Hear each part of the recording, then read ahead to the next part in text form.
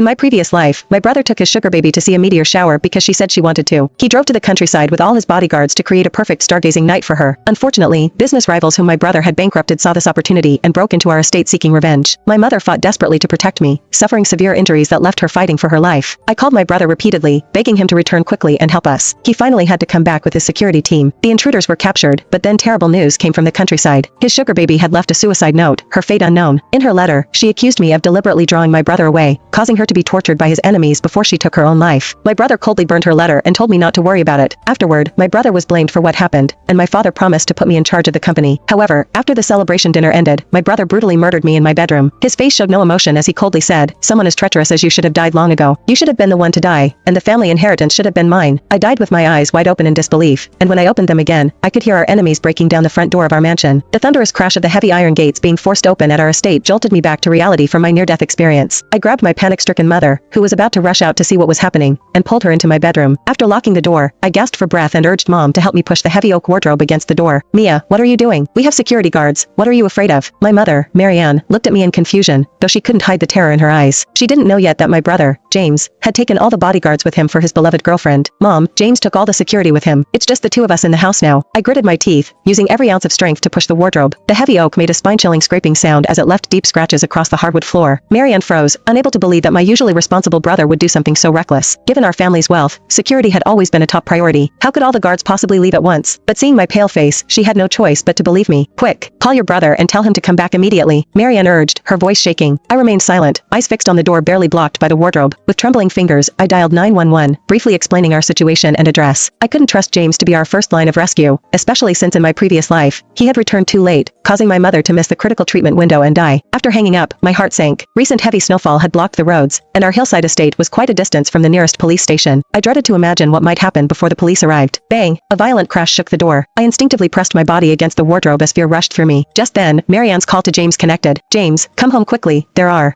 intruders in the house." Marianne's voice broke with tears. James's impatient voice came through the speaker. "Come on, Mom, stop making things up. I'm still waiting for the meteor shower with Michelle. I'll be back tomorrow. I'm not lying. There really are intruders. Come back quickly, or you'll be collecting our bodies." Marianne practically screamed. James's tone grew even colder. "I know you don't like Michelle, but there's no need to make up such stories to scare me. And tell Mia Cooper that she should stop playing these little games. I won't fall for it again." Hearing these words, my heart completely sank. It seemed my brother had also been reborn, but why would he think this was a lie I made up? In my previous life, he had witnessed with his own eyes how those thugs tortured Mother and me. Why was he being so cold this time around? Just because of Michelle Peterson? Just because she casually said Mia did it on purpose in her suicide note? Heavy footsteps approached outside the door. Then the door was hit even more violently, making the wardrobe start to scrape across the floor with a piercing noise. We watched helplessly as the wardrobe's defense